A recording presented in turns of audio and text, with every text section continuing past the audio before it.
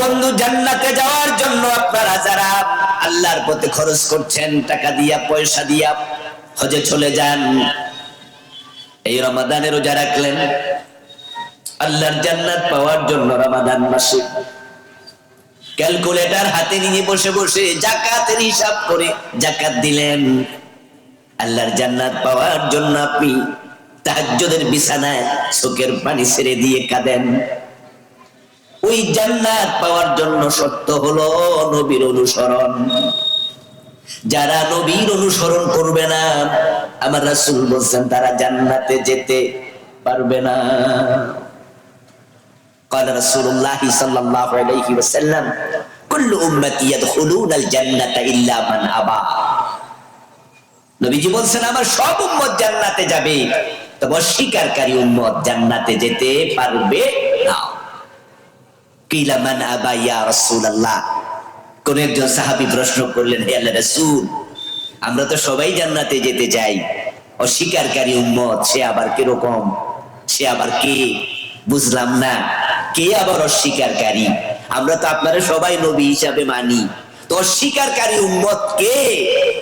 রাসূল জবাব দেন, মান আতাআনি দাখালাল জান্নাহ ওয়া মান আসানি ফাকাদ আবা। যে আমি নবীকে অনুসরণ করে সে জান্নাতে ঢুকবে, যে আমি নবীকে অনুসরণ করবে না সে অস্বীকারী জান্নাত পাবে না। রাসূলুল্লাহর জামানায় দুই দল মানুষ ছিল, একদল ছিল মুমিন আর একদল ছিল কাফের। তাদের মাঝখানে আরেকটা দল ঢুকছে, যারা দুই দলের সাথে তাল মিলাইয়া চলতো, তারা হলো মুনাফিক। ইদা লাকুল্লাযিনা আমানু ক্বালু আমান্না। ওরা মুমিনদের কাছে যখন যেত তখন মুমিন শাসত, বলতো আমরা আছি, আপনাদের সাথে আছি। ওয়া ইদা খালাউ ইলা শায়াতিনিহিম ক্বালু ইন্না মাআকুম। আবার যখন কাফেরদের সাথে মিশতো, শয়তানদের সাথে মিশতো, তখন যাইয়া কয় তোমাদের সাথেও আছে। মুনাফিকদের নির্দিষ্ট দল থাকে না। সুতরাং বাংলাদেশে যারা ইসলামী দলের সদস্য হতে কুণ্ঠিত হয়, আমি অমুক ইসলামী দলে আছি কথা বলার সাহস করে না, সে হক্কানি ফির না, সে মুনাফিক ফির।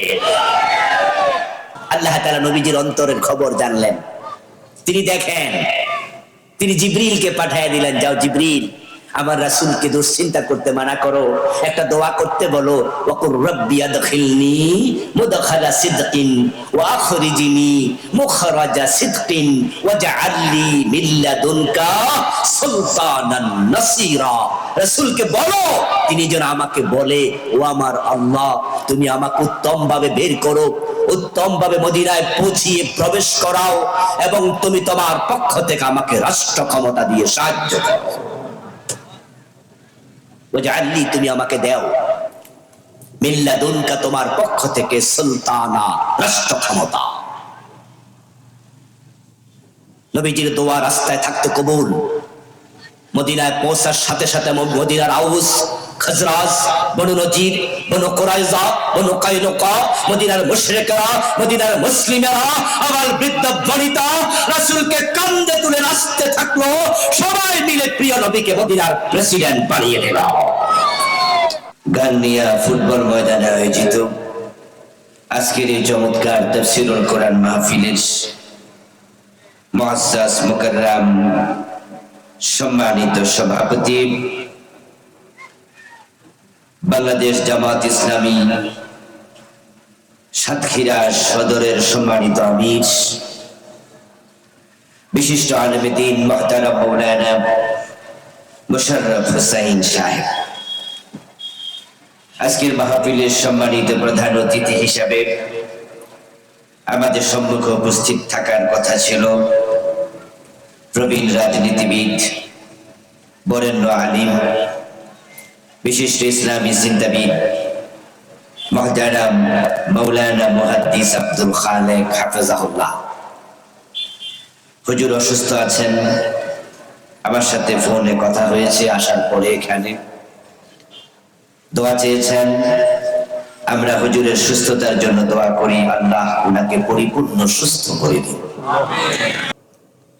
রাসূলকে অনুসরণ করার জন্য আল্লাহ অর্ডার করেছেন। যে ব্যক্তি রাসূলকে অনুসরণ করবে না সে জান্নাতে যাওয়ার কোনো সম্ভাবনা নাই।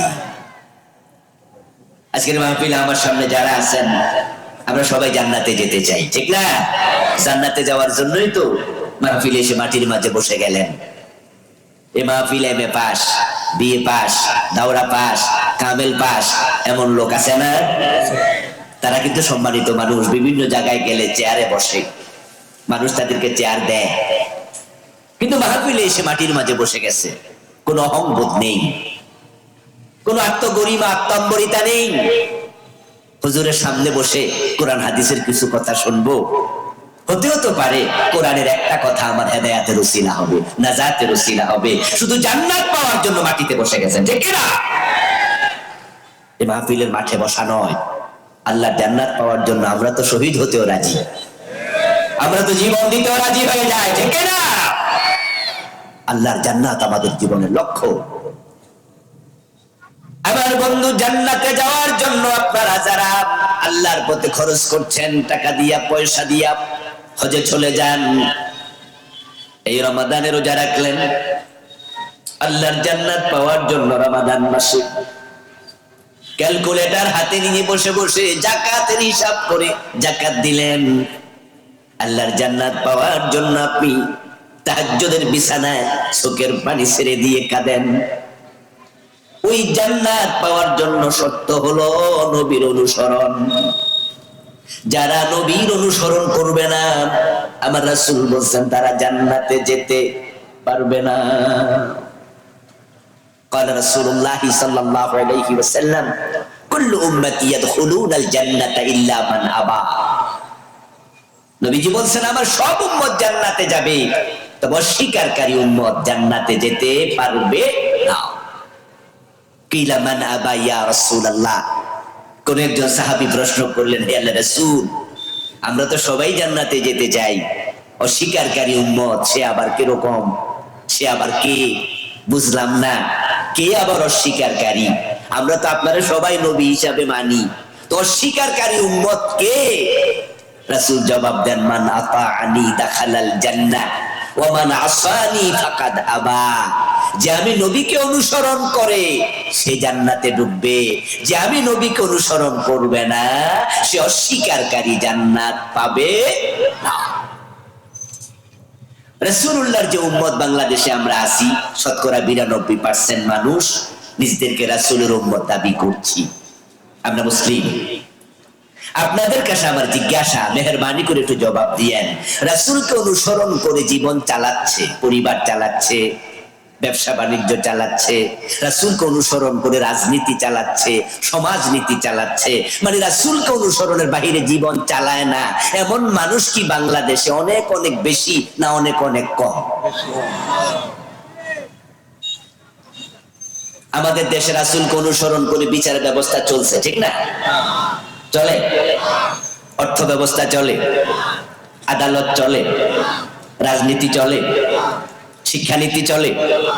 তো রাসূলকে অনুসরণ করে যে না না না বলছেন চলে না, তো এগুলো যারা চালাচ্ছে, আদালতের বিচারক, রাজনীতির নেতা, ব্যবসায়ী বড় যারা আছে, তারা কি রাসূলের উম্মত দাবি করে না? কিন্তু রাসূলকে অনুসরণ করে বিচার করে না। আমার প্রিয় ভাইরা, রাসূলুল্লাহর উম্মত দাবি করবে কিন্তু রাসূলকে অনুসরণ করতে রাজি হবে না, এমন মানুষের সংখ্যাই খুব বেশি। এজন্যই তো নবীজি প্রায় 1450 বছর আগে বলেছেন, আমার উম্মতের মাঝে জাহান্নামীর সংখ্যাও হবে বেশি। কারণ তারা তো উম্মত দাবি করবে, আমাকে মানবে না, তো অনুসরণ করবে না, তো জান্নাতে কেমনে যাবে? নবীজি বলছেন আমার উম্মত হবে ৭৩ দল, জান্নাতি হবে কয় দল? এই সাতক্ষীরার ভাইরা কথা বলতে হবে, আমাকে একটু শোনান, আমি দেখি কি জানেন আপনারা, তাহলে তো কথা বলতে আমার জন্য সহজ হবে। রাসূলের উম্মত হবে ৭৩ দল, জান্নাতি হবে কয় দল? তাহলে জান্নাতি বেশি না কম? এ কম কারা? যারা রাসূলকে অনুসরণ। قال رسول الله صلى الله عليه وسلم تفترق أمتي على 73 ملة كلهم في النار إلا واحدا। নবীজি সাল্লাল্লাহু আলাইহি ওয়াসাল্লাম বলেন, আমার উম্মত গুলো 73 দলে বিভক্ত হবে, কুল্লুহুম ফিন্নার, সবগুলো উম্মত হওয়ার পরও জাহান্নামে যাবে, ইল্লা ওয়াহিদা, শুধু জান্নাতে যাবে মাত্র এক দল। জান্নাতি এক দল, 72 দল জাহান্নামী। জান্নাতি দল কয়টা প্রিয় ভাইরা? হ্যাঁ হ্যাঁ বলেন, জান্নাতি দল কয়টা?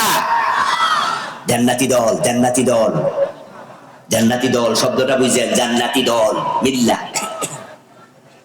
অথচ আমাদের সমাজে এমন কিছু আলেম ওলামাও আছে, পীর আছে, বুজুর্গ আছে, যারা বলে হে কোনো দল করে না। এমন কিছু আলেম আছে না নাই? রাসূলুল্লাহর উম্মত কয় দল? রাসূলের উম্মত কয় দল? 73 দল। জান্নাতি কয় দল? জবাব দেন, রাসূলের উম্মত কয় দল? 73। জান্নাতি এক।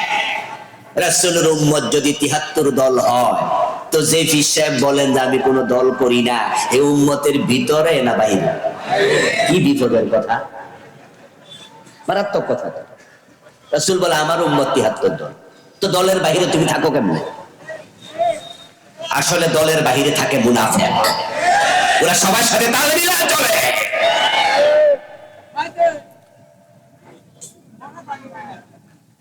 إذا لقوا الذين آمنوا قالوا آمنا وإذا خلوا إلى شياطينهم قالوا إنا معكم। রাসূলুল্লাহর জামানায় দুই দল মানুষ ছিল, একদল ছিল মুমিন আর একদল ছিল কাফের। তাদের মাঝখানে আরেকটা দল ঢুকছে, যারা দুই দলের সাথে তাল মিলাইয়া চলতো, তারা হলো মুনাফিক। ইদা লাকুল্লাযিনা আমানু ক্বালু আমান্না, ওরা মুমিনদের কাছে যখন যেত তখন মুমিন শাস্ত বলতো আমরা আছি, আপনাদের সাথে আছি। ওয়া ইদা খালাউ ইলা শায়াতিনিহিম ক্বালু ইন্না মাআকুম, আবার যখন কাফেরদের সাথে মিশতো, শয়তানদের সাথে মিশতো, তখন যাইয়া কয় তোমাদের সাথে আছে। মুনাফিকদের নির্দিষ্ট দল থাকে না। সুতরাং বাংলাদেশে যারা ইসলামী দলের সদস্য হতে কুণ্ঠিত হয়, আমি অমুক ইসলামী দলে আছি এই কথা বলার সাহস করে না, সে হক্কানি পীর না, সে মুনাফিক পীর। আমি বলছি না আপনি অমুক ইসলামী দল করতে হবে, আমি বলছি আপনি কোনো না কোনো ইসলামী দল করতে হবে। দল রাসূলের দল ছাড়া কিসের জান্নাত? আমার প্রিয় ভাইয়েরা, মানুষ যখন মারা যায়, কবরে দেওয়ার সময় বিসমিল্লাহি ওয়া আলা মিল্লাতি রাসূলিল্লাহ এই দোয়াটা সাতক্ষীরা অঞ্চলে আছে না নাই? আছে না? হাদিসে যেহেতু আছে সাতক্ষীরা থাকবে। আচ্ছা, এই দোয়ার বাংলা অনুবাদ কি? বিসমিল্লাহি, আল্লাহর নামে, ওয়া আলা মিল্লাতি রাসূলিল্লাহ, এবং রাসূলুল্লাহর দলে। যে মানুষটা মরে গেছে তাকে কবরে দেওয়ার সময় আপনি বলতেছেন তোমাকে আল্লাহর নামে রাসূলের দলে তুলে দিলাম। তো যে পীর সাহেব, যে আলেম বলে আমি কোনো দল করি না, তাহলে এর জন্য কি দোয়াটা চলবো? কারণ সে তো আজীবন কইছে আমি কোনো দল করি না।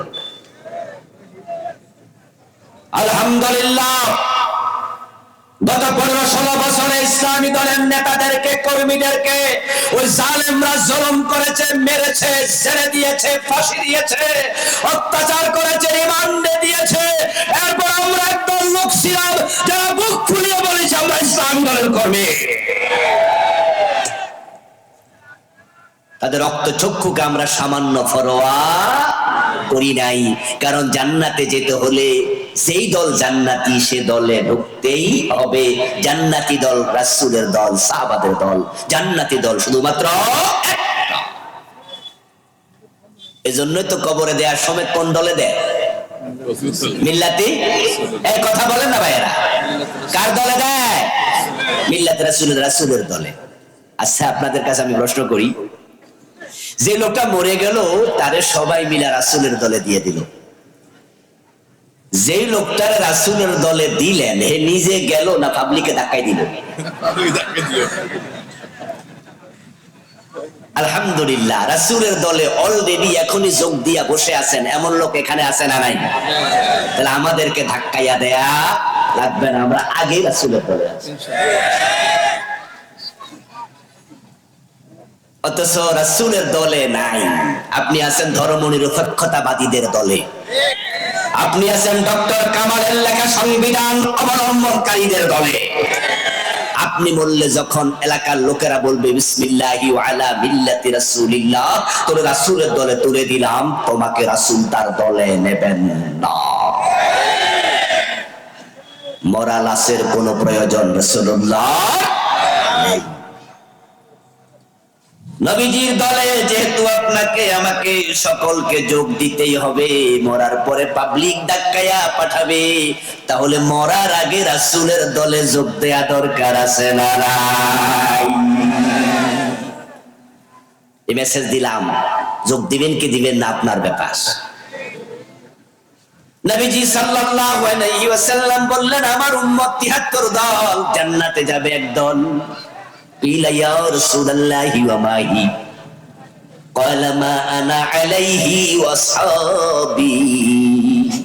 একজন সাহাবী দাঁড়ায় গেলেন, প্রশ্ন করলেন, হে আল্লাহর নবী, ৭২ দল জাহান্নামী, জান্নাতি মাত্র একটা দল, আমিও তো জান্নাতে যেতে চাই, কোন দল জান্নাতি আমি আপনার কাছে জানতে চাই, ওই দল আমি কিভাবে চিনবো, খুঁজে পাবো?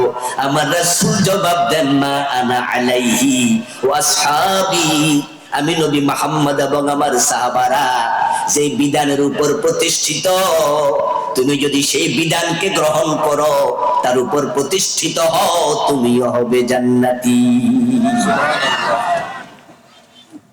মা আনা আলাইহি, আমি যার উপর প্রতিষ্ঠিত, মা আনা আলাইহি, আমি যার উপর, ওয়া আসহাবি, আমার সাহাবারা যার উপর, তুমি প্রতিষ্ঠিত হও তার উপর। এখন নবীজি প্রতিষ্ঠিত ছিলেন ওহীর উপরে, সাহাবারা প্রতিষ্ঠিত ছিলেন ওহীর উপরে, আর ওহী হচ্ছে কোরআন এবং সুন্নাহর নাম। রাসূলুল্লাহ নিজে ওহীর বাহিরে বলতেন না, ওহীর বাহিরে করতেন না, ওহীর বাহিরে চলতেন না, ওহীর বাহিরে কিছু করার কোনো অধিকার আল্লাহ তাকেও দেন নাই। ওহীতে যা আছে, ওহী মাতলু কোরআন, ওহী গায়রে মাতলু হাদিস। কোরআন হাদিসে যা আছে, আল্লাহ যা বলে তার বাহিরে রাসূল চলেন নাই, উম্মত চলবে না। নবীজির সময় একজন মহিলা চোর ধরা পড়লো, তিনি বলে দিলেন, হাত কেটে দাও। সাহাবাদের মাঝে রাসূলুল্লাহ নাতি যায়েদের ছেলে ওসামা রাদিয়াল্লাহু তাআলা আনহু, উনি এসে বলে, দাদা, এই মহিলা অবিবাহিতা, যদি তার হাত আপনি কেটে দেন তাহলে তার বিবাহ হওয়ার সম্ভাবনা কম। মহিলা সম্ভ্রান্ত বংশের নারী, তার হাত যদি আপনি কেটে দেন তার বংশের অপমান হবে, এজন্য আপনি তাকে হাত না কেটে অন্য কোন শাস্তি দেয়া যায় কিনা বিবেচনা করুন।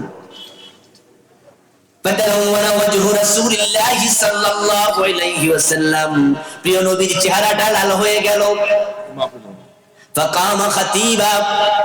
তিনি খুতবা দেওয়ার জন্য দাঁড়ায় গেলেন। ওসামাকে বললেন, ওসামা, তোমাকে আমার কাছে প্রস্তাব নিয়ে যারা পাঠাইছে তাদেরকে ডাকো।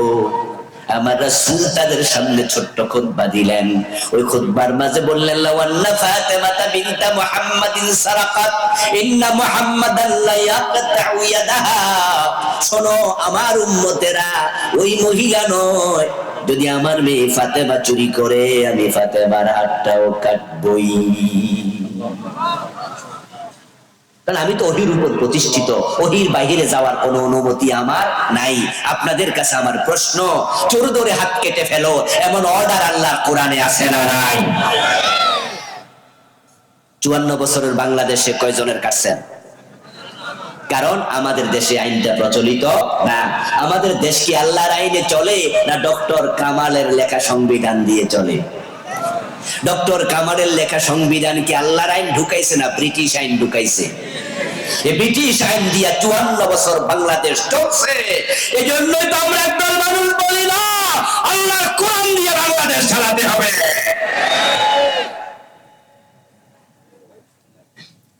রাসূলের সাহাবারা কোরআন দিয়ে চালাচ্ছেন।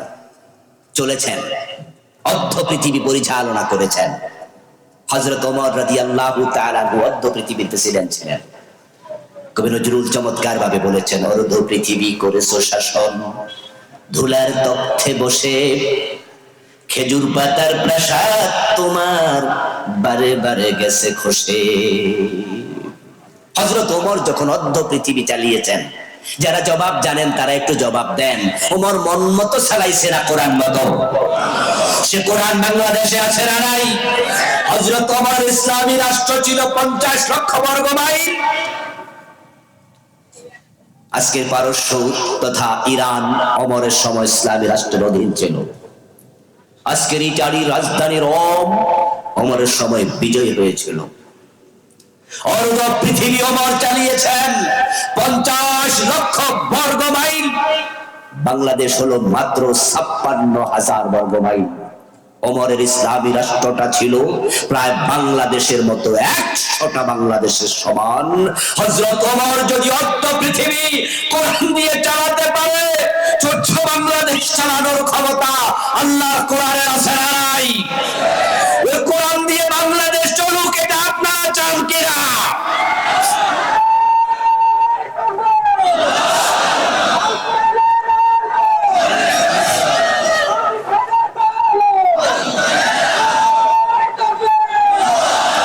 আমার প্রিয় ভাই, মা আনা আলাইহি ওয়া আসহাবি, নবীজি বলছেন জান্নাতি দল একটা, যা আমি এবং আমার সাহাবারা মানি, তুমি সেটা মানলে জান্নাতি।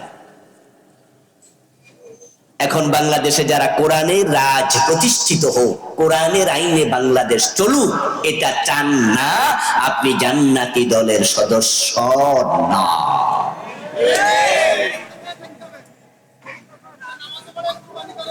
প্রিয় ভাই আমার, কোরআনের আলোকে দেশ চলুক, সমাজ চলুক, এটা চাওয়া আপনার কাছে রাজনীতি, আর আমার কাছে এটা ঈমানের দাবি।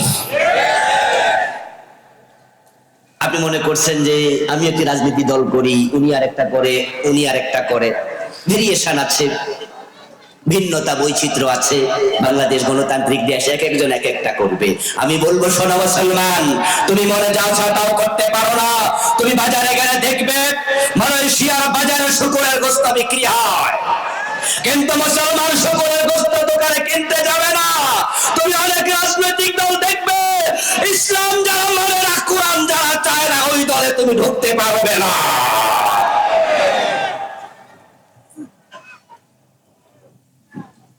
আমেরিকায় বাংলাদেশের মুসলমান আমেরিকায় গিয়ে বসবাস করে, এমন আছে কিনা?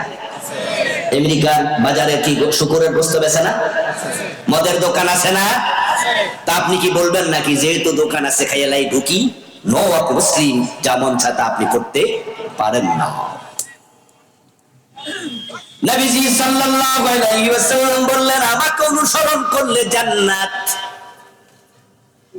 আল্লাহর জান্নাতে যেতে হলে নবীকে মানো।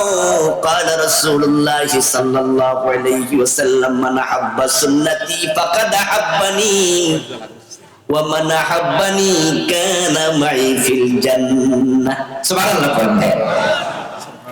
এই প্রিয় ভাই, আমরা তো জান্নাতে যেতে চাই, যেতেই হবে, এই ট্রেন মিস করা যাবে না ইনশাআল্লাহ। রাসূল বলছে জান্নাতে যেতে চাও, তাহলে মান হাব্বা সুন্নতি ফাকাদ হাব্বানি, আমার সুন্নাহকে ভালোবাসো, আমার তরিকা ধরো, আমার আদর্শ ধরো। ওয়া মান হাব্বানি কানা মাই ফিল জান্নাহ। এবার রাসূল সুসংবাদ দিচ্ছেন যে আমার সুন্নাহকে ফলো করে সে জান্নাতে আমার সাথে ঢুকবে। সুবহানাল্লাহ। এখন রাসূলের সুন্নাহকে ফলো করলে জান্নাত, এই ওয়াজটুকু শুনে অনেক টুপিওয়ালা দাড়িওয়ালা মুস্কি হাসে, যাক তাহলে জান্নাত পাইয়া। কারণ সে মনে মনে ভাবছে টুপি মাথার দেয়া সুন্নাহ দিলাম তো, মুখে দাড়ি রাখা সুন্নাহ, মুখে দাড়ি রাখলাম তো। প্রিয় ভাইয়েরা, হ্যাঁ, টুপি মাথায় দেয়া সুন্নাহ, মুখে দাড়ি রাখা সুন্নাহ, হ্যাঁ আপনি সুন্নাহ মানেন, কিন্তু এক জায়গায় প্রবলেম হচ্ছে, বাংলাদেশের অধিকাংশ মুসলমান সুন্নাহ মানে সেখানে সুবিধা আছে, যেখানে অসুবিধা, যেখানে সুন্নাহ মানে না সেখানে সুন্নাহ মানে ততক্ষণ মামলা খায় না, যতক্ষণ মামলা খাওয়ার ভয় থাকলে সুন্নাহ মানে না। আমরা হচ্ছি সুবিধাবাদী সুন্নি। গতকালকে আলেম ওলামাদের আহ্বানে সোহরাওয়ার্দী উদ্যানে সব দলের লোকেরা একসাথে হাজির হয়েছে এবং মঞ্চে আপনারা দেখেছেন বাংলাদেশের মোটামুটি অনেক দল, বিএনপির লোক হাজির হয়েছে, হয় নাই? কথা বলে না ভাই, হাজির হয় নাই? বিএনপির নেতারাও গেছে, জাতীয় পার্টির লোকেরা গেছে, আওয়ামী লীগের কোন কোন সদস্য গেছে, যদিও তারা হয়তো পরিচয় এখন আর দেয় না, কিন্তু আওয়ামী লীগের লোক দু চারজন যায় নাই আমি এটা বলবো না। ফিলিস্তিনের পক্ষে দেশের আওয়ামী লীগাররাও আছে, আছে না? আচ্ছা, এই যে কালকে যখন ফিলিস্তিনের বিপক্ষে ডাক আসলো, আপনার ইসরায়েলের বিপক্ষে, ফিলিস্তিনের জুলমের বিপক্ষে, তখন সব দলের লোকেরা দৌড়ে গেল অন্যায় প্রতিবাদ করার সুন্নাহ। আচ্ছা, এবার বলুন তো, আগামী সপ্তাহে আমরা আলেমরা যদি আবার বাংলাদেশে কোরআনের আইন কায়েমের জন্য ডাক দেই, বিএনপির সব লোকেরা যাবে তো? জাতীয় পার্টি যাবে? আওয়ামী লীগ যাবে? ওরা বলবে এটা হুজুররার ব্যাপার, এটা হুজুররা করো। তাহলে ফিলিস্তিনের উপর জুলুম হলে সেটা ইসলামের অংশ, জালেমের বিরুদ্ধে প্রতিবাদ করো, কিন্তু আল্লাহর কোরআনের আইনের পক্ষে ডাকলে আর যাও না, এটাও তো ইসলামের অংশ, এখানেও তো দেওয়া দরকার।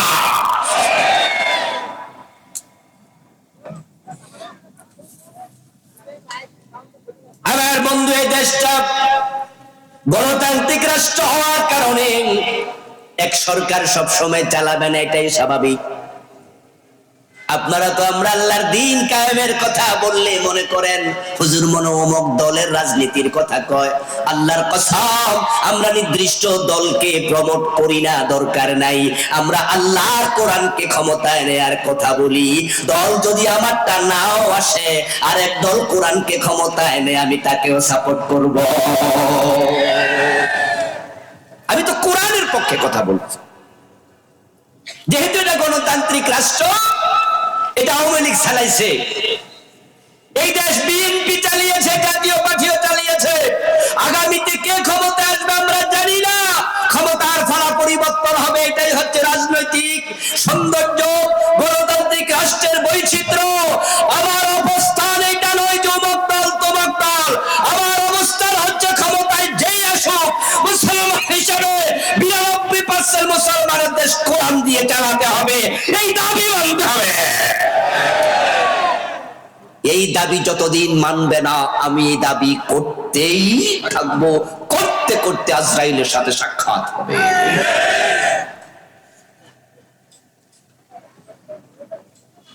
প্রিয় ভাইরা, আমরা সুবিধাবাদী মুসলিম। মসজিদে যখন আমরা প্রবেশ করি, মসজিদে প্রবেশ করতে কোন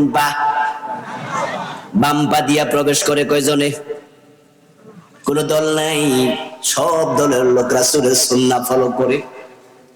মসজিদ দিয়ে ডান প্রবেশ করতে ডান পা দিয়া মসজিদে ঢুকলো, বাম পা দিয়ে বের হলো, আল্লাহু আকবার বলে নামাজ শুরু করলো, সালাম ফিরিয়ে নামাজ শেষ করলো।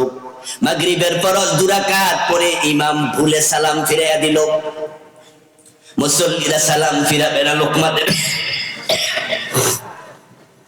আপনাদের সাতক্ষীরাতে ইমাম যদি মাগরিবের 2 রাকাত পরে সালাম ফিরা, আপনারা কি সালাম ফিরান না লোকমা দেন?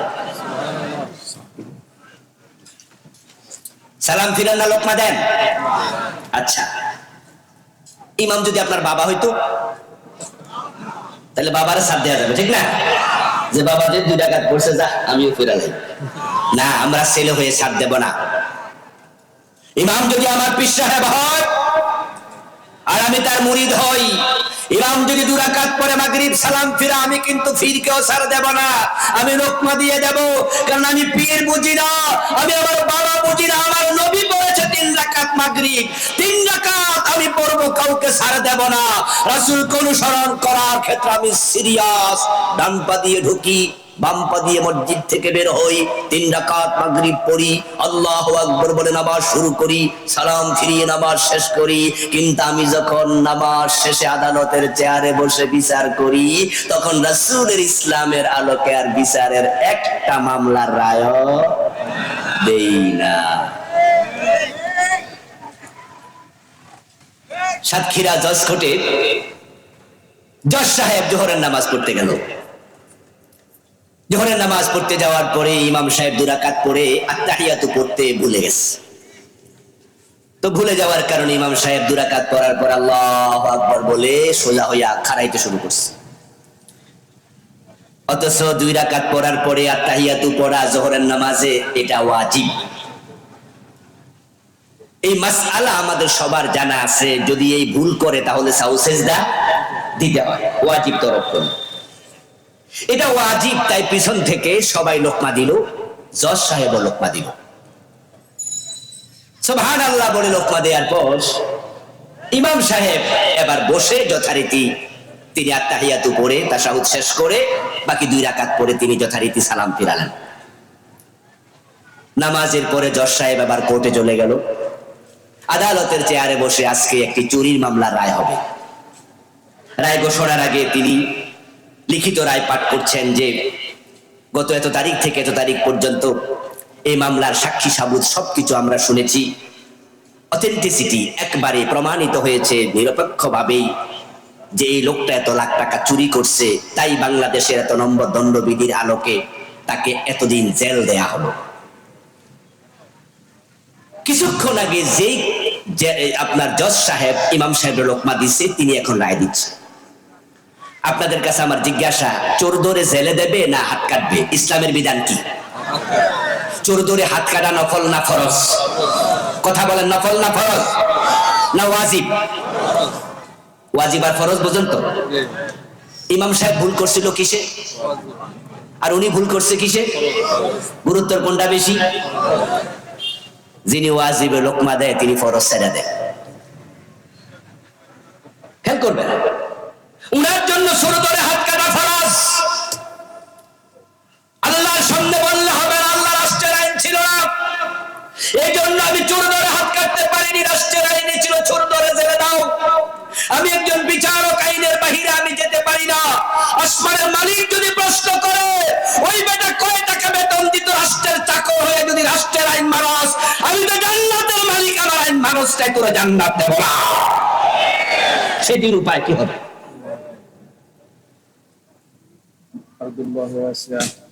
সেদিন উপায় কি হবে? যারা আমার আলোচনা শুনবেন, জাজ আছে, বিচারক আছে, আজকের মাহফিলে হয়তো নাই, কিন্তু ইউটিউবের মাধ্যমে কত বিচারক আমার আলোচনা শুনবে। শুনে বলবো আবুল কালাম আজাদ সাহেব অবুঝ মানুষের মতো কথা বললো। আমরা যারা বিচারক আছি, আমরা চোর ধরে হাত কাটলে তো আমাদেরকে জেল দিয়ে দেবে, আমার চাকরিটা চলে যাবে। তো আমি কিভাবে এটা করি? আমি বলবো, দোস্ত তুমি এটা করবা না কেন? তুমি তো এই দেশের জনগণ, তুমিও তো এই দেশের একজন, তাই তোমাদেরকে বিদ্রোহ করা উচিত।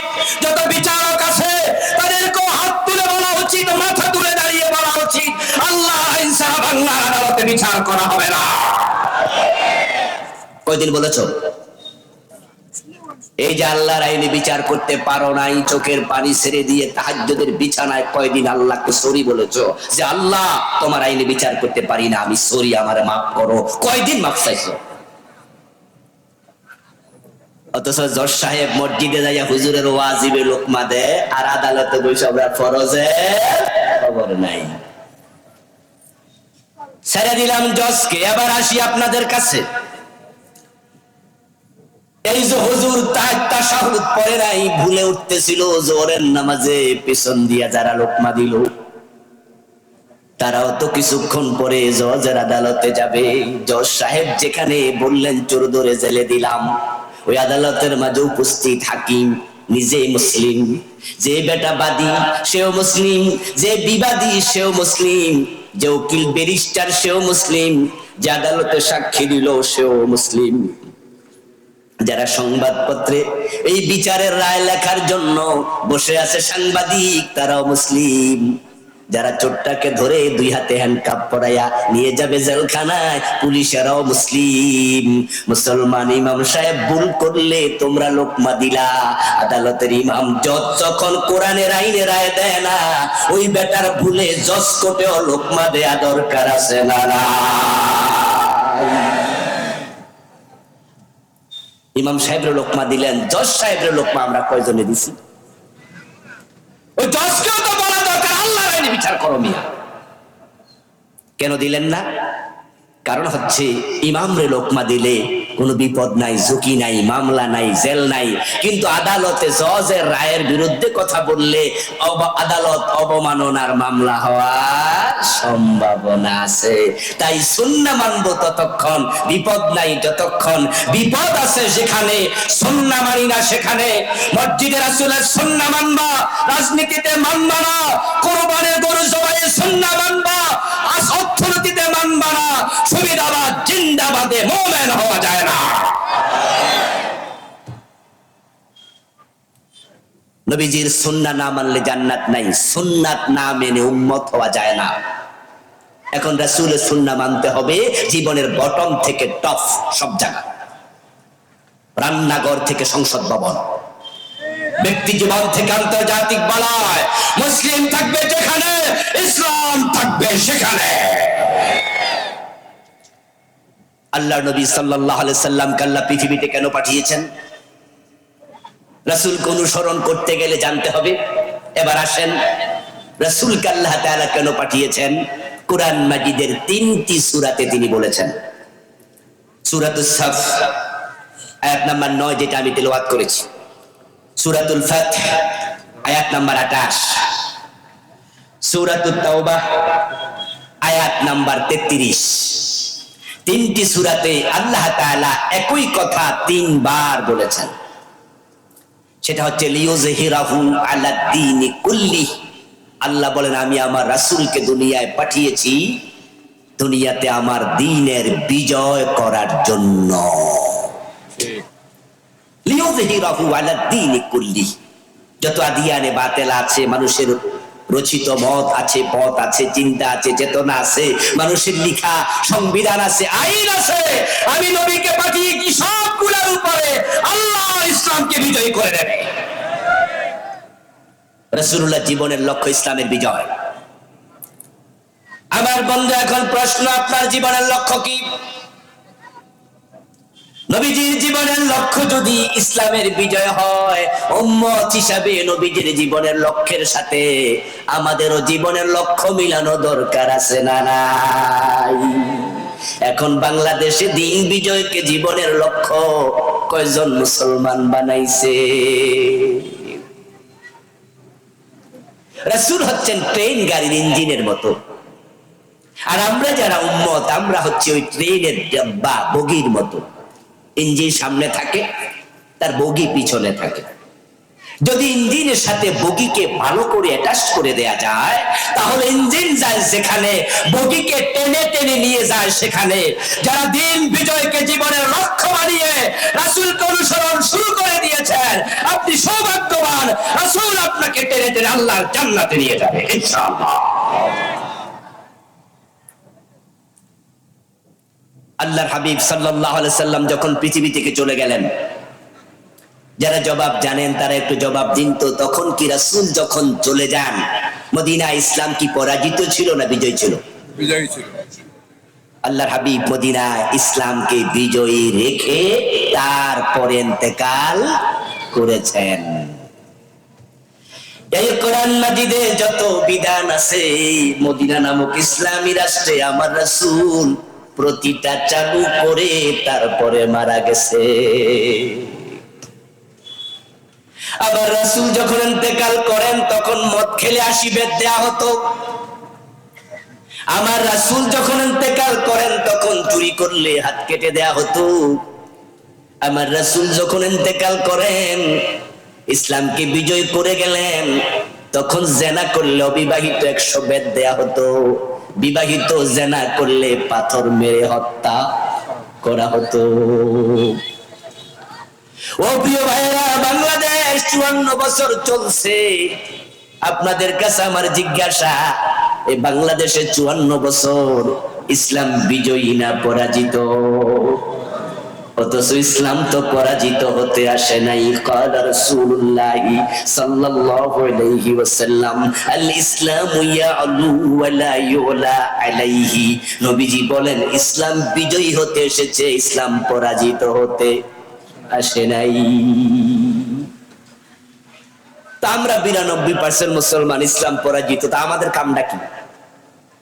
আসলে 92% মুসলমান, এই কথাটা একটা ধোঁকা, এটা প্রতারণা, মিথ্যা। এটা হচ্ছে কাজীর গরুর মতো, কেতাবে আছে গোয়ালে নাই। এই 92% মুসলমানের ভিতরে তাসলিমা নাসরিনের নামও আছে। আসেনি? আসেনি? কবির চৌধুরীর নাম নাই? সুফিয়া কামাল। এরপরে আপনার এই যে মুরগি কবির একটা আছে না, শাহরিয়ার, সবগুলোর নাম এখানে আছে। এই সব মিল্লা 92%। ওই ফেরদাউসের নাম আছে, আপনার রিয়াজের নাম আছে, শাবনুরের নাম আছে। যারা মানুষকে নিজের দেহ দেখাইয়া জাহান্নামের দিকে প্রতিদিন ডাকতেছে, সবার নামের ভিতরে ঢুকছে। এই সব মিলা 92%। এত পার্সেন্ট লাগে না, 92% মুসলমান লাগে না। প্রকৃত অর্থে মুসলমান যদি 51% থাকতো, কত আগে বাংলাদেশ আল্লাহর আইন কায়েম হয়ে যেত। লিখে আছে, বাস্তবে নাই। নবীজি সাল্লাল্লাহু আলাইহি ওয়াসাল্লামকে দিন বিজয়ের দায়িত্ব আল্লাহ দিলেন।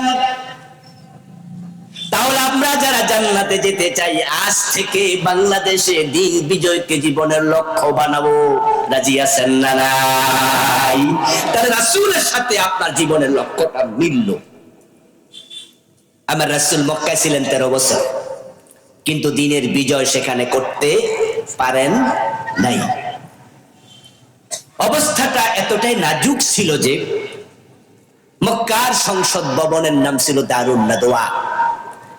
নবীজি সাল্লাল্লাহু আলাইহি ওয়াসাল্লাম সে দারুন নাদওয়াতে যে কোরআনের বিজয় করবেন, যে ইসলামের বিজয় করবেন, ওই কোরআন নিয়ে ওই সংসদে প্রবেশের কোনো সুযোগই পান নাই।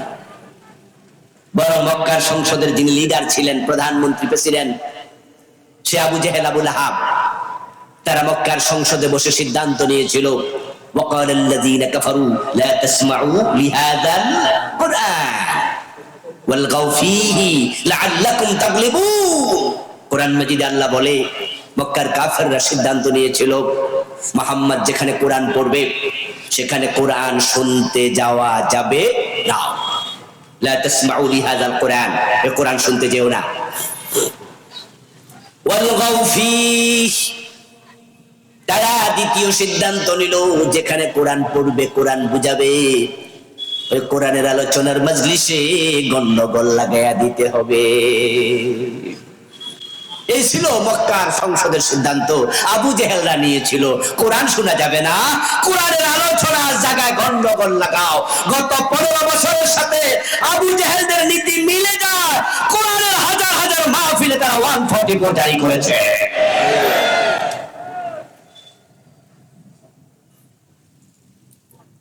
আপনাদের সাতক্ষীরাতেও অনেক জায়গায় মাহফিল আসতে পারিনি। চাপাই নবাবগঞ্জে মাহফিল নিল একবার। দূরের প্রোগ্রামে আমি এমনিতে কম যাই, আমি ঢাকার চারপাশে মাহফিল বেশি করি, কারণ আমি একটা কামিল মাদ্রাসার মুহাদ্দিস, ক্লাস করতে হয়, তাই আমি দূরের প্রোগ্রামে যেতে অনাগ্রহ দেখাই। মাঝে মাঝে দূরে আসি, যেমন আজকে এসেছি। চাপাই নবাবগঞ্জের মাহফিল কমিটি ফোন দিল, মোবাইলে কল দিয়ে বলতেছে, হুজুর আপনার আইডি কার্ডটা একটু পাঠান। আমি বললাম, কিরে ভাই, পাসপোর্ট করবো নাকি? পাসপোর্ট করার সময় আইডি কার্ড এসে কত কিছু চায়, আমার তো পাসপোর্ট আছে, নতুন করে আবার করবো। বলো না হুজুর, আমরা গেছিলাম অনুমতির জন্য ডিসি সাহেবের কাছে, অনুমতি ছাড়া তো মাহফিল দেবে না। অনুমতির জন্য যাওয়ার পরে উনি বলছে, কোন বক্তা, ওই বক্তার আইডি কার্ড আনো। আমি বললাম, তোমাদের এলাকায় আইডি কার্ড জমা দিয়া মাহফিল করতে হবে, এমন মাহফিল আমার ঠেকা পড়ে নাই, ডিসির মুখের মাঝে মাইরা দিবা ওই কাগজ, বলবা আমনের মাহফিল আমনের কাছে থাক, এই অনুমতি আমনে লইয়া ঘুমান। গত 15টা বছরে কত জায়গায় মাহফিল বন্ধ করেছে। আবু জেহেলদের সিদ্ধান্তের সাথে জালেমদের সিদ্ধান্ত মিলেছে।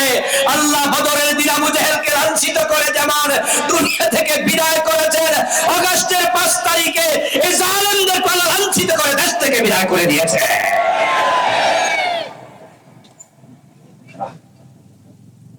আমরা বুঝি না আর কি, আমরা মনে করি ওরা মনে হয় জিতে গেছে, কিন্তু আল্লাহ তাআলা বলেন না, তার সুন্নাহ হচ্ছে উমলি লাহুম ইন্না কাইদি মাতিন, আমি ছাড় দেই কিন্তু ছেড়ে দেই না, আমি সুযোগ দিয়েছি, কিন্তু যখন ধরবো তখন ফলানোর রাস্তাও মিলবে না।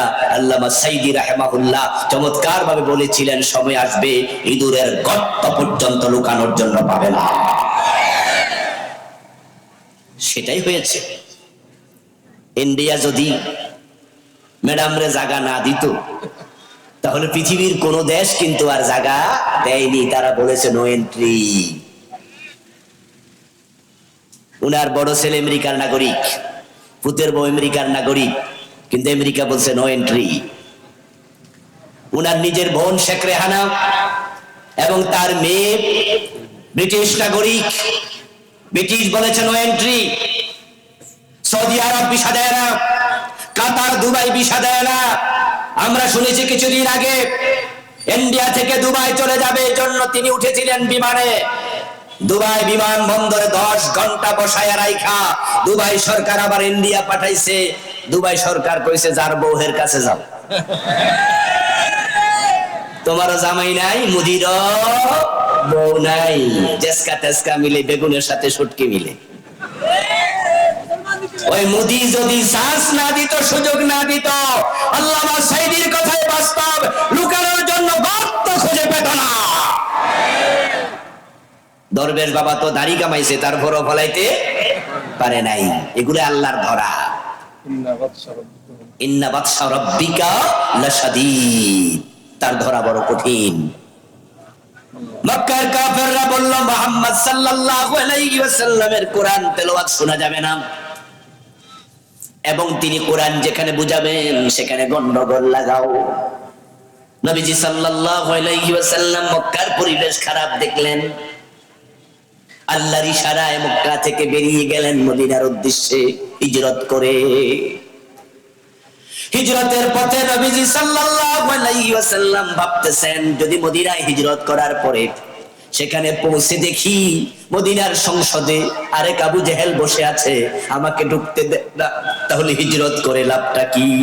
আমার রাসূল মনে মনে ভাবতেছেন, হিজরতের পথে হিজরত করে যাইয়া লাভ কি হবে যদি দিনের বিজয়ের পরিবেশ না থাকে? মানুষের দিলের খবর সবচেয়ে বেশি জানে কে? আল্লাহ তাআলা নবীজির অন্তরের খবর জানলেন। তিনি দেখেন, তিনি জিবরিলকে পাঠিয়ে দিলেন, যাও জিবরিল, আমার রাসূলকে দুশ্চিন্তা করতে মানা করো, একটা দোয়া করতে বলো, ওয়াকুর রাব্বি আদখিলনি মুদখালা সিদকিন ওয়া আখরিজনি মুখরাজা সিদকিন ওয়াজআলনি মিন লাদুনকা সুলতানান নাসীরা। রাসূলকে বলো তিনি যেন আমাকে বলে, ও আমার আল্লাহ, তুমি আমাকে উত্তম ভাবে বের করো, উত্তম ভাবে মদিনায় পৌঁছিয়ে প্রবেশ করাও, এবং তুমি তোমার পক্ষ থেকে আমাকে রাষ্ট্র ক্ষমতা দিয়ে সাহায্য করো। ওয়াজআলনি, তুমি আমাকে দাও, মিন লাদুনকা, তোমার পক্ষ থেকে, সুলতানা, রাষ্ট্র ক্ষমতা। নবীজির দোয়া রাস্তায় থাকতে কবুল। মদিনায় পৌঁছার সাথে সাথে মদিনার আউস, খাজরাজ, বনু নজির, বনু কুরাইজা, বনু কায়নুকা, মদিনার মুশরিকরা, মদিনার মুসলিমেরা, আবার বৃদ্ধ বনিতা রাসূলকে কাঁধে তুলে নাচতে থাকলো। সবাই মিলে প্রিয় নবীকে মদিনার প্রেসিডেন্ট বানিয়ে দিল।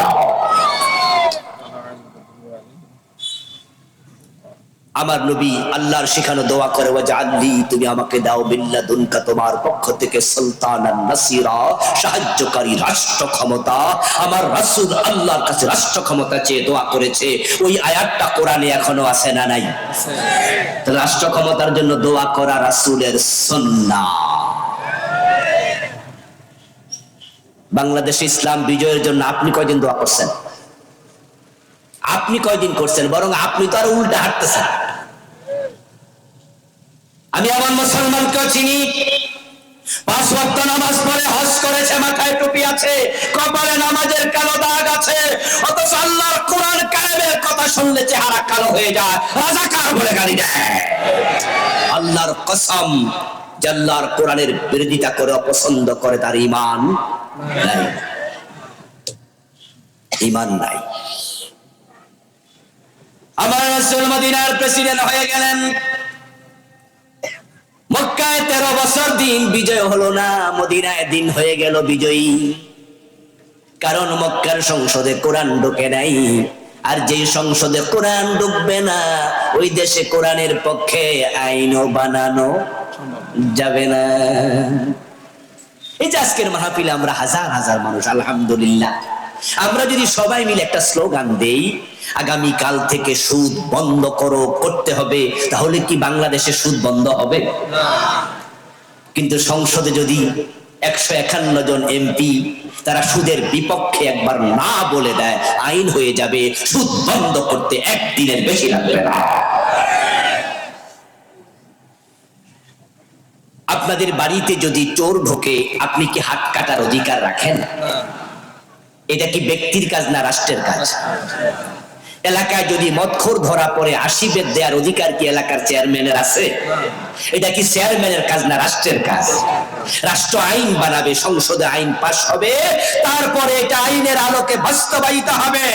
যদি ইসলাম মানসিকতা সম্পন্ন, ইসলাম লালন করে এমন 151 জন নেতাকে আল্লাহর কোরআন নিয়ে সংসদে পাঠানো যায়, নামাজের ওয়াজ করা লাগবে না, আইন হবে, আজানের সাথে সাথে দোকান বন্ধ হয়ে যাবে।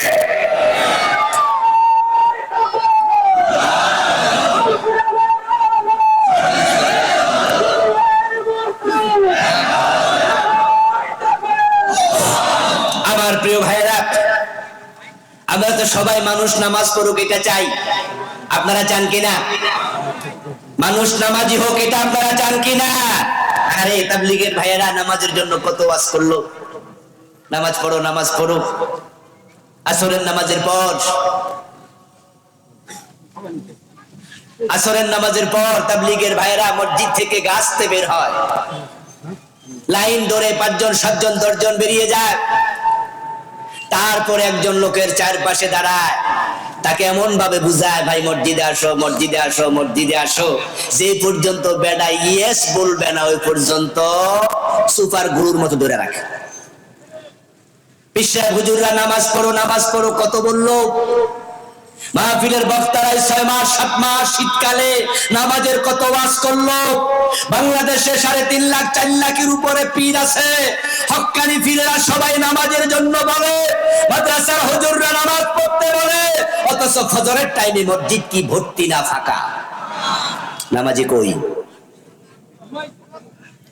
কুরবান আসতেছে সামনে, কুরবানের সময় গরু কেনার জন্য যখন গরু বাজারে যাবেন, আসরের আজান হবে, আসরের আজান হওয়ার পরে তাকাইয়া দেখবেন তো কতজন লোক গরু কিনা বন্ধ করে মসজিদে গেছে, কত পার্সেন্ট? বরং গরু কিনতে যদি 1000 লোক যায়, তার মাঝে হয়তো 200 নামাজি, বাকি 800। কুরবান করা কি ফরজ না ওয়াজিব? আর আসরের নামাজ গুরুত্ব কোনটার বেশি? ওরা কুরবানির গরু কিনতে কিনতে নামাজ শেষ। আমার প্রিয় ভাইয়েরা, বাংলাদেশের জাতীয় মসজিদ বাইতুল মুকাররম, ওখানে গেলে দেখবেন জোহরের নামাজ আসরের নামাজের সময় দোতলায় নামাজ চলে, নিচতলায় বেচা কেনা চলছে রমরমা। আজানের পরে বাইতুল মুকাররমের দোকান বন্ধ হয় না, অথচ আজান হওয়ার পরে সবকিছু বন্ধ, বেচা কেনা বন্ধ। এই অর্ডার আল্লাহর কোরআনে আছে না নাই? নবীজি বলছেন, আমার মন চায় আজানের পরে আমি মহল্লায় যাই, কোন একজনকে মসজিদে ইমামতির জায়গায় দাঁড় করিয়ে দিয়ে যারা নামাজে আসেন তাদের বাড়ি ঘরে আগুন লাগাই। ওয়াজ আমরা অনেক করেছি সুদের বিরুদ্ধে, বাংলাদেশে সুদ চলে না, বন্ধ। কত বড় বড় হুজুররা ওয়াজ করতে করতে মরে গেছে, সুদ কিন্তু মরে নাই, সুদ আগের চেয়ে আরো জোয়ান হয়েছে। সিনেমার বিরুদ্ধে কত ওয়াজ পীর সাহেব হুজুররা আলেমরা বক্তারা করেছে, সিনেমা বন্ধ তো হয়নি, বরং বাংলাদেশের সিনেমা যথেষ্ট নয়, ইন্ডিয়া থেকে সিনেমা বাংলাদেশে আমদানি করা হচ্ছে। সিনেমার পোস্টারের মাঝে লেখা থাকে বাংলাদেশ ভারত যৌথ প্রযোজিত। এই সিনেমা এখন যুবকদের পকেটে পকেটে, এই মোবাইলের ভিতরে সিনেমা হল আছে না নাই?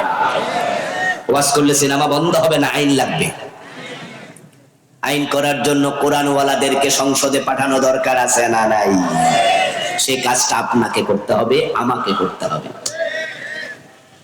বাংলাদেশ ইসলাম কায়েমের জন্য তলোয়ার হাতে নেওয়া লাগবে না, এই দেশে ইসলাম কায়েমের জন্য তলোয়ার হাতে নেওয়ার প্রয়োজন হবে না।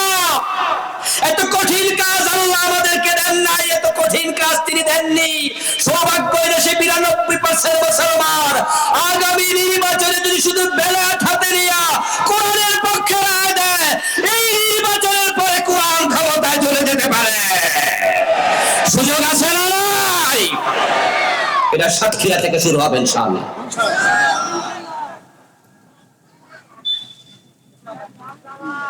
প্রিয় ভাইরা, ইসলামের পক্ষে দাঁড়িয়ে যান। নবীজি সাল্লাল্লাহু আলাইহি ওয়াসাল্লাম মদিনায় ইসলামী রাষ্ট্র কায়েম করলেন। যেই যুগে রাসূল এসেছিলেন সে যুগের নাম ছিল আইয়ামে জাহেলিয়া। নবীজি ইসলামী রাষ্ট্র প্রতিষ্ঠা করার পর শান্তির পলগু ধারা সমাজের পরতে পরতে প্রবাহিত হলো।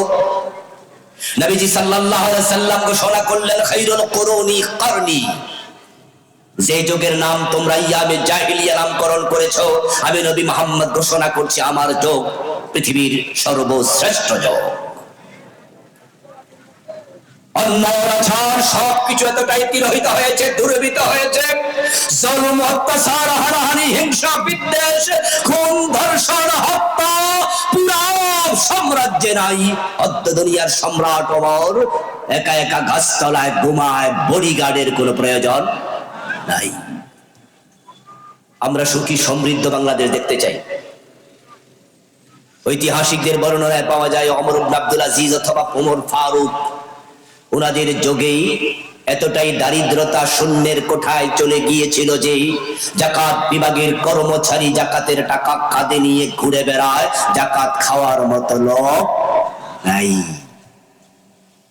আমরা চাই দেশে সোনার বাংলাদেশটা হোক, চুরি বন্ধ হয়ে যায়। আমরা এই জন্য চোরদের বিরুদ্ধে মাথা তুলে কথা বলতে চাই, হাত কাটার আইন চালু করতে চাই। সত্যি যদি বাংলাদেশে চোরের বিরুদ্ধে হাত কাটার আইন চালু করে 1 বছর 2 বছর 3 বছর 5 বছর চালাইতে পারো, সোনার বাংলা হতে এক যোগ লাগবে না। এই চোরগুলো দেশের টাকা চুরি করে কানাডায় বেগম পাড়া করে তুলেছে। ইসলামী ব্যাংকের 18টি শাখা থেকে 80,000 কোটি টাকা বিদেশে পাচার করেছে। নিশ্চয় আপনারা চোরদের পক্ষের লোক না, চোরদের বিপক্ষের লোক। সুতরাং চুরি বন্ধ করতে চাইলে, নামাজ প্রতিষ্ঠা করতে চাইলে সকলে মিলে আল্লাহর কোরআন বিজয়ের জন্য কাজ করা দরকার আছে না নাই? আমরা নতুন বাংলার স্বপ্ন দেখছি। আলহামদুলিল্লাহ, আগস্ট বিপ্লবের পরে কথা উঠেছে এই সংবিধান ব্যর্থ। ডক্টর কামাল যে সংবিধান লিখেছে, এই সংবিধান 18 বার পরিবর্তন হয়েছে, কোনো কাজ হয়নি। আমাদেরকে শান্তি দিতে পারেনি, চুরি বন্ধ করতে পারেনি। এই জন্য ইন্টারিম গভর্নমেন্ট, নতুন অন্তর্বর্তীকালীন সরকার বলেছে সংস্কার করবে। কেউ কেউ প্রস্তাব দিয়েছে সংবিধান নতুন করে লিখবে। আমরা ইসলামরা দাবি তুলতে চাই, সাতক্ষীরার জমিন থেকে এই সংবিধান সংস্কার নয়, নতুন করে লেখা নয়, এটাকে সরাইয়া আল্লাহর কোরআনকে সংবিধান বানাতে হবে। কোরআন সংবিধান হোক, আপনারা চান কিনা? কারা কারা চান দুই হাত তুলে দেখান। নারায়ে তাকবীর।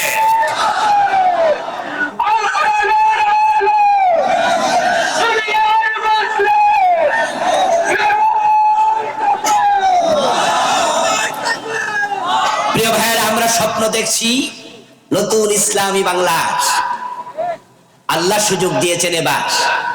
আগস্ট বিপ্লবে এতটা ভাবনীয় পরিবর্তন বাংলাদেশে এসেছে যেটা আমরা চাইলেও পারতাম না। যদি সরকার সিস্টেমেটিক হয়েতে চেঞ্জ হতো তাহলে জালেমগুলো কিন্তু পলাইতো না। যেহেতু জালেমগুলোকে আল্লাহ দৌড়াইয়া দিছে, ইসলাম কায়েমের রাস্তা বাংলাদেশে খুলে গেছে। এবং আলেমদের মাঝেও আমরা চেতনা দেখতে পাচ্ছি। ইসলামী দলগুলো কাছাকাছি আসছে।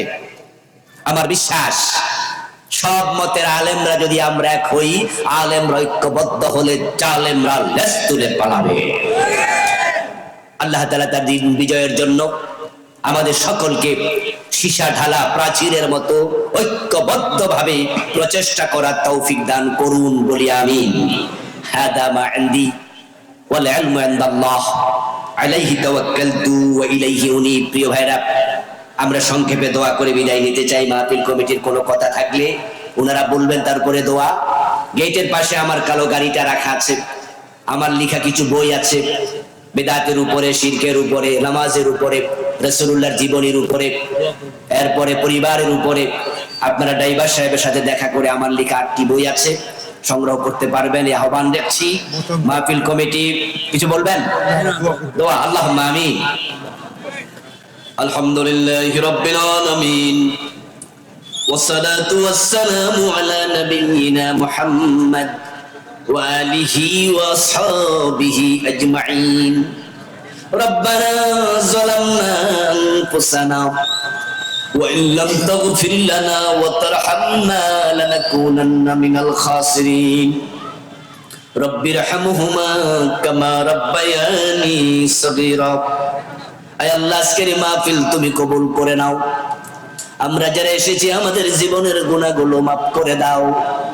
এ আল্লাহ, আমাদের যাদের মা নাই, বাবা নাই, দাদা নাই, দাদি নাই, নানা নানি, ফুফা ফুফু, খালা খালু, আপনজন প্রিয়জন কবরে, সবার কবরকে জান্নাতের টুকরা বানায়া দাও।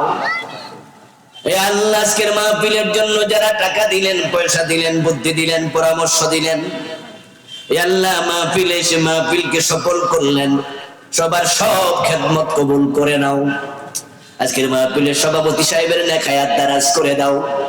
প্রধান অতিথি ইয়া আল্লাহ মুহাদ্দিস হুজুর অসুস্থ, হুজুরকে পরিপূর্ণ সুস্থ করে দাও। ইয়া আল্লাহ, প্রিয় ভাই সাদ্দাম মাহফিলের জন্য কুণ্ঠ খরচ করলেন। ইয়া আল্লাহ, আমার প্রিয় লুৎফুর রহমান ভাই সহ একদল লোক মাহফিলের জন্য, যুবক অনেক পরিশ্রম করেছে। হীরার খন্ড, সোনার টুকরা, এই যুবক গুলাকে হযরত ওমরের মতো ঈমানওয়ালা বানায়া দাও। ইয়া আল্লাহ, মাহফিলের জন্য যারা যেভাবে খেদমত করলেন, সবার খেদমত তুমি কবুল করে নাও। বাংলার জমিনটাকে কোরআনের জন্য কবুল করো। ইয়া আল্লাহ, কোরআন সংসদে গিয়েছে, কোরআন দিয়ে দেশ চলছে, এমন দৃশ্য দেখে মরার তৌফিক আমাদের দিয়ে দাও। ইয়া আল্লাহ, আমাদের যার মনে যে নেকাশা আছে পূর্ণ করে দাও, যার যে বিপদ আছে দূর করে দাও। মা বোনরা মাহফিল শোনার জন্য এসেছেন দূর দূরান্ত থেকে অনেকেই। আমার মা বোনদেরকে ফাতেমাতুজ জাহরার মতো ঈমান আমলওয়ালা বানায়া দাও।